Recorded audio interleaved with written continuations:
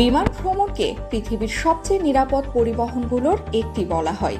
তবে জানেন কি 2026 সালে বিশ্বের সবচেয়ে নিরাপদ এয়ারলাইন্স কোনটি?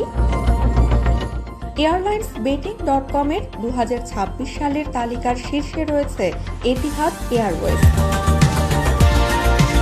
আবুধাবি ভিত্তিক এই এয়ারলাইন্স তাদের নতুন বিমান বহর, কঠোর নিরাপত্তা ব্যবস্থা এবং খুব কম দুর্ঘটনা রেকর্ডের কারণে প্রথম স্থান দখল করেছে। তালিকার দ্বিতীয় স্থানে রয়েছে ক্যাথে প্যাসিফিক এবং তৃতীয় স্থানে কোয়ান্টাস।